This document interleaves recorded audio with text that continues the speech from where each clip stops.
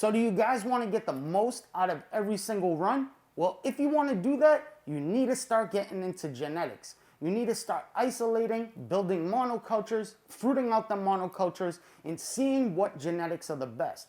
So you guys have asked me, Willie, can you do a video on detailed isolation, monocultures, all that good stuff, so we could start getting into genetics? So today, that's what we're going to be getting into. We're going to start isolating genetics on agar. Let's go. Tripping on acid in the hotel lobby. Everything moving hella fast, Ricky Bobby.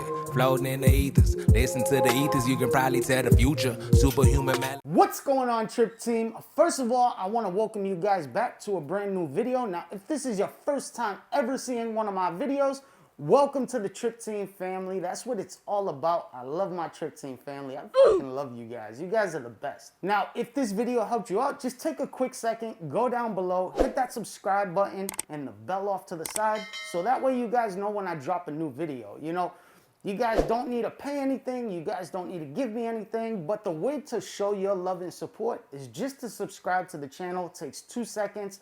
I look at the analytics and I see that about 50% of the people that watch my videos aren't subscribed. So if you could do that, that would really help out. Thank you. Of course, all my social media is right here. If you guys want videos that can't be uploaded to YouTube and stuff like that, then go check out my Patreon. We got the private chat room. We got the one-on-one calls. We have an entire video library of grows, extractions, texts, all that good stuff. I'm sure you guys will love it. My Instagram, my Twitter, everything's right there. You know, I've been noticing so many fake accounts with my name on it. It's absolutely insane. You know, most recently one was brought to my attention that's on Facebook. I don't have a Facebook, but there's a Willy Michael Facebook page and it says I was married since 2002 or 2003. I don't know. That's news to me. I didn't know I was married, but if I was married in 2002 or 2003, whatever that page says, that puts me just going into high school, roundabout. So, I don't know. So, that just goes to show you guys there's a lot of fakes out there. So, if you're following me or you want to follow me, just make sure you're following the correct person. All my social media is right here. If you don't see it here, it isn't mine. So, I want to thank you guys for taking your time to either subscribe or follow me on social media, all that good stuff. But let's jump right into this video because this is a good one. I want to try to make it as quick as possible since it's the first one in this series, but I want to try to be as detailed as possible. Now, of course, if you guys are going to isolate, there's a few things you guys have to have together. One, you have to have your sterile tech down packed. So that means showering before you go in front of your Flowhood or your SAB. You guys should be using hand sanitizer. You guys should disinfect your workspace. You guys should know how to flame sterilize. You guys should have isopropyl alcohol. Wipe down your scalpel and everything else you're going to be using. You know, these are things that I showed in other videos leading up to this. So if you guys are interested in any of that, just go check out my Patreon because all them videos are over there. Same thing with agar.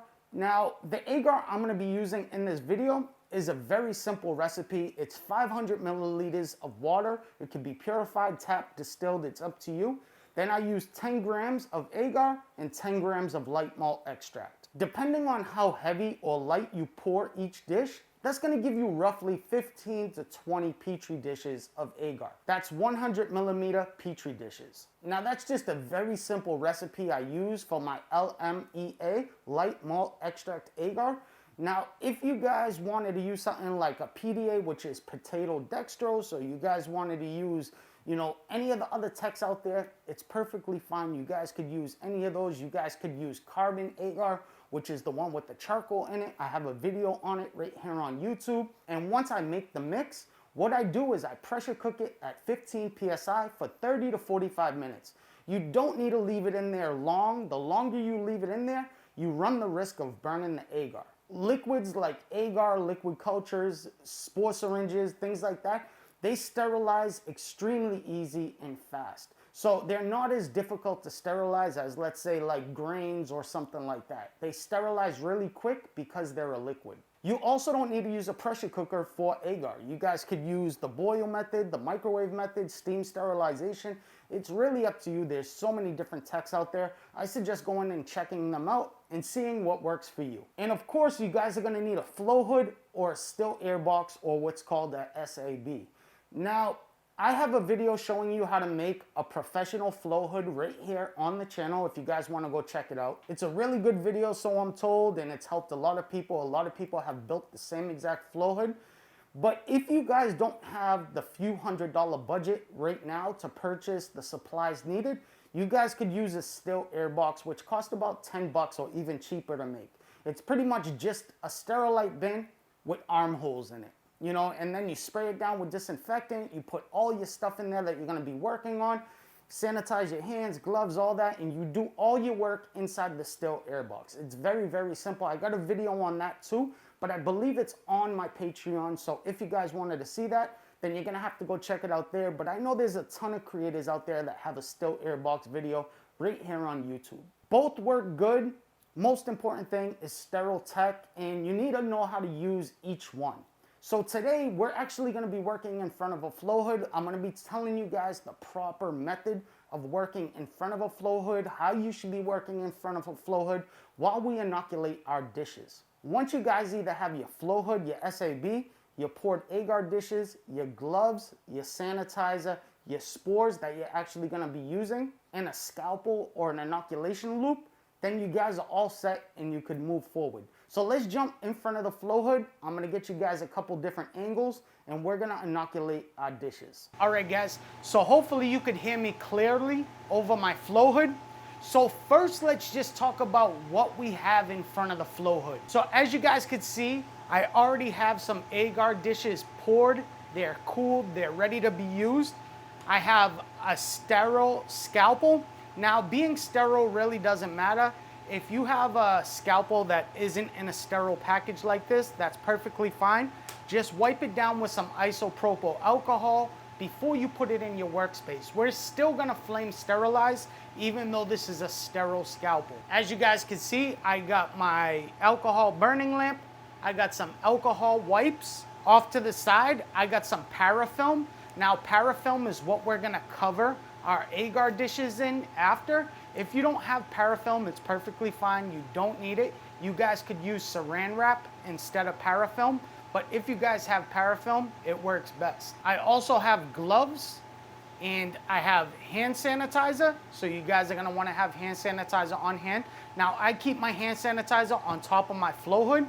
That's just where I like to have it. Same thing with my gloves. I keep them on top of my Flowhood, as well as my lighter. I wanna try to not crowd up my workspace. I wanna try to keep it as empty as possible and as clean as possible. Now, also before I came into my work area, this HEPA filter on my Flowhood has been running for about a half an hour. Also, I disinfected this entire workspace, so this was all disinfected with some Lysol, a 90-10 bleach mix, something like that. We completely cleaned this whole entire area before we start working in front of it.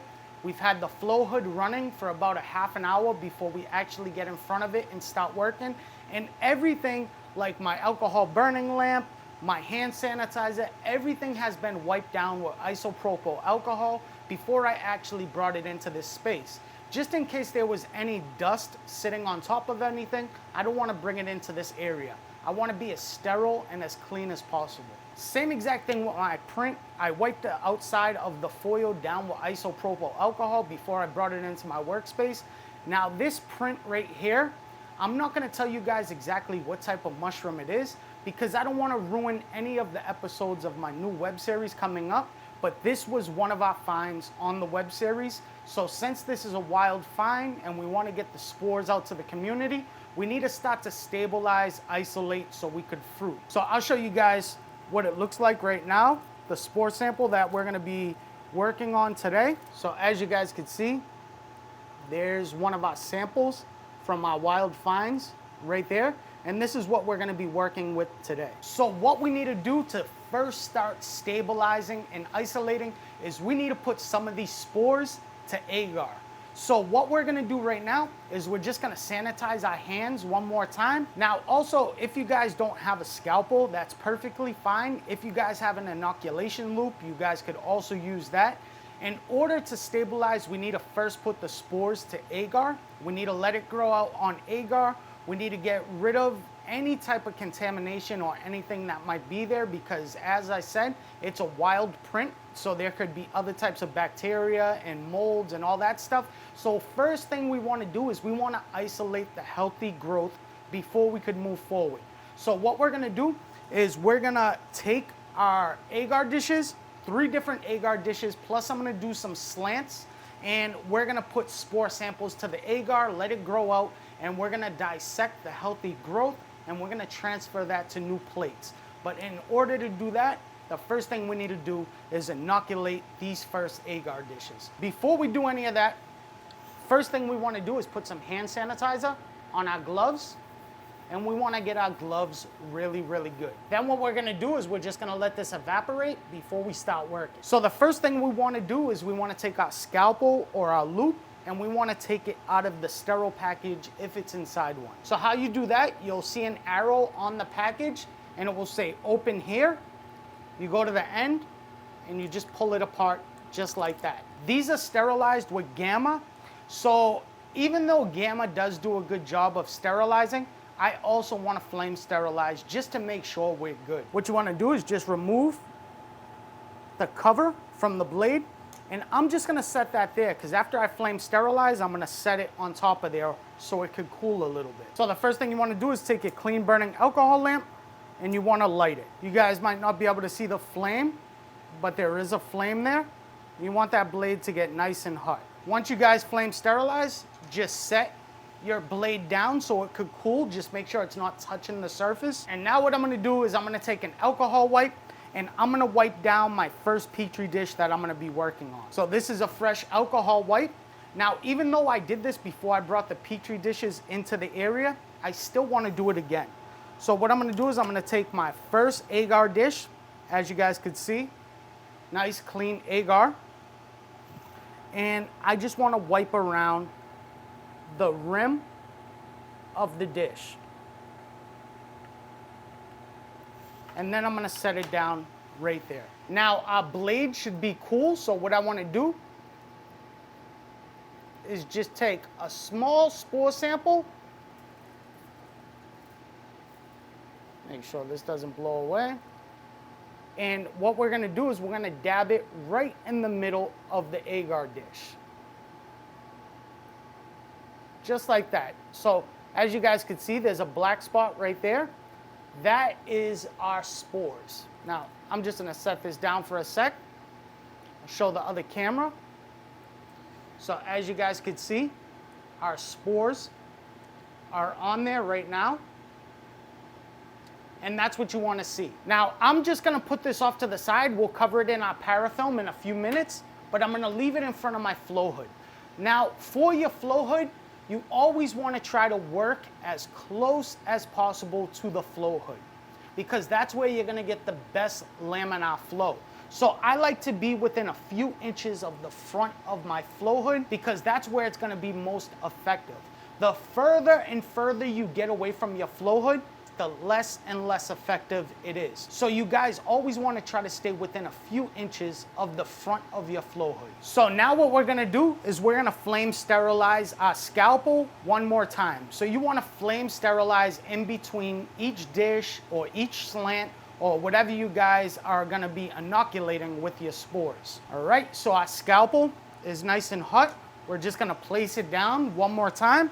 And while that's cooling, we're gonna get this dish ready to go. So what I'm gonna do is I'm gonna take an alcohol wipe and I'm gonna do the same exact thing that I did before. Now our scalpel should cool pretty quick because of the air that's coming off of the Flowhood. So what I'm gonna do is I'm gonna take another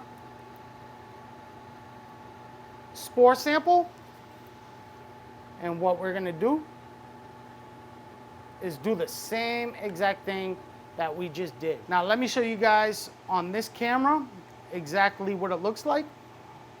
You can see our spore sample is now directly in the middle of our agar. Same thing, you guys could see it directly on the middle of our agar. Now, you want to try to close these up as quick as possible. You don't want to leave them open. So what we're going to do is we're just going to place that right there. I'm going to flame sterilize again. I'm going to wipe down the next Petri dish, and we're going to inoculate it again. So now we're just going to put that off to the side. And what I'm going to do is I'm going to continue to inoculate Petri dishes and culture slants. Then we'll come back and I'm going to show you guys how to put your parafilm on the Petri dish. All right, guys, so I inoculated everything that I'm going to inoculate. Now we need to wrap up our dishes. So if you guys have saran wrap, you guys could also use that. But we're going to be using Parafilm, which is the scientific wrap that you would use to cover your Petri dishes and all other types of things. Now, the most common method for the Parafilm is to cut about 1/4-inch strips and then just wrap them around the dish like this. This is the way they teach you in school, so when you're learning how to wrap up your dishes with Parafilm, or you're reading books on agar and stuff like that, this is the most common method for using the Parafilm. Now what I'll do is I'll put a label. I'll label this plate, what type of mushroom it is, the date, plate 1, plate 2, plate 3, whatever the case is. So that way when we come back and we do our transfers, I know exactly what I'm working with. This comes in handy because you guys are gonna have multiple different plates going on at multiple different stages, multiple different isolations. So you guys are definitely gonna wanna label each one of your dishes as you go along. So what you wanna do is put exactly what type of mushroom it is, what type of subspecies or variety, the date, and plate number 1, sample number 1, whatever the case may be. Now I'm gonna do the same exact thing with all the other plates, and then we'll come back and we're gonna talk about exactly why it is important to stabilize and isolate, and why you wanna start getting into this when you start taking things more seriously in the mycology field. And there you go, guys. That's how you inoculate your agar dishes. That's the correct way to work in front of your Flowhood. This is where you need to start if you're starting from spores. Now, if you guys already have the fruit that you like, it's perfect. You wanna clone it, I have a video on cloning basics. You guys would take a tissue sample and you'd put it to agar instead of the clone. Now, you're still gonna get different sectoring of genetics, but it's gonna be far, far less. There's gonna be less work, less transfers that you guys need to make. When you guys are starting out from multispore, there's gonna be a lot of sectoring on the initial plate. And as we move forward and do more transfers, there's gonna be less and less sectoring, and eventually we'll come to a monoculture. A monoculture is when you get to that final plate and you have successfully isolated one strain of genetics. Now we're gonna have multiple different monocultures in the end, and each one is gonna be different strains of genetics. Some of them will fruit better than others. Some of them will pin earlier. Some of them will blue better. They'll all have different features because they all have different genetics. Some might be albino. You never know what you're gonna get. You're never gonna know what you've isolated until you fruit it out. In the end, we'll throw everything in mini monotubs. This is where mini monotubs come in handy because you don't wanna do big giant grows. You just wanna do small contained grows to see how the genetics work out. Once we see the results of each monoculture fruit out, we'll know which genetics we want to keep in perpetuity or long term. And then we'll move that mycelium to a culture slant. Now, I have a video on culture slants. Once we get to that point, I'll upload it right here on YouTube so you guys could save your genetics long term. So make sure you stay tuned to the end of the video because I have something that's 100% free that you guys might like. A lot of you guys have been messaging me and commenting, asking if I would do this. So I'm gonna do it for you guys. And that's gonna wrap up our first agar video. We talked about how you work in front of your Flowhood. We inoculated our agar dishes. We talked a little bit about agar and Parafilm. Now you're just gonna put them off into colonizing conditions. You don't wanna put them inside the refrigerator because growth will be too slow. But a really cool thing is if it starts growing and you can't work on it for a week or two, and it's growing really fast and you don't have time to make a transfer, all you need to do is just put it inside your refrigerator and the growth will slow down. Once you are ready to make that transfer and continue working on that dish, you just pull it out the fridge 24 hours before, let it get to room temperature. The mycelium will kick back up and it will start growing again. Once you start working with agar, the possibilities are literally endless. And that's what I'm really excited about. I can't wait to show you guys what we get from all this. And thank you guys for following along. Now, something really cool I want to offer to you guys. As you know, I have a private chat room.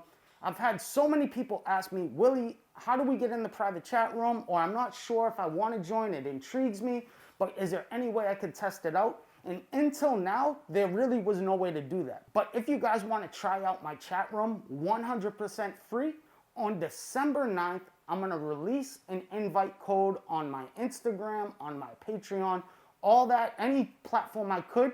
And you guys will be able to join the chat room for 24 hours completely free. After the 24 hours, it will kick you.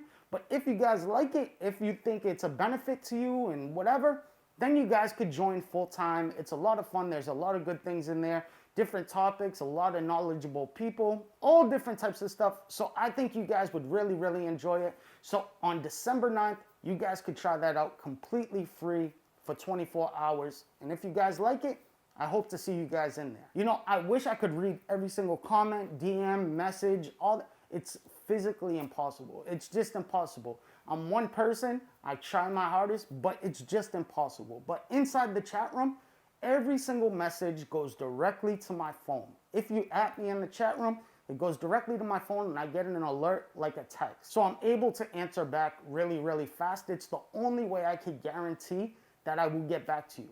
So that's the whole reason why we created it, just to have like a streamlined place where people could ask questions, do one-on-one Skype calls and things like that. And that's the place to do it. Anywhere else, it's really difficult that I'll get back to you on a message, a comment, a DM, or something like that. So hopefully you guys enjoyed this video. In part 2, I'm going to show you guys how to identify the different sectoring of genetics and make the transfers. And we're going to talk about growth time, how much you should let it grow out before you make a transfer, and all that good stuff. So stay tuned. Make sure you guys are subscribed. You hit that notification bell because it's going to drop right here on YouTube. Thank you for everything you guys do. Seriously, a lot of creators don't say that. They don't think their supporters and their viewers, they don't take that 2 seconds to do that. But the truth is, without you guys, they're nothing. So if you don't support them, they don't have a platform. And I want to thank you guys for always supporting me, always showing me that love, because it absolutely means the world to me. You know, we're trying to make a difference in the world, and without you guys, we can't do that. So thank you for everything you do. I'm Willie Michael. Do good, be good, live good. Namaste.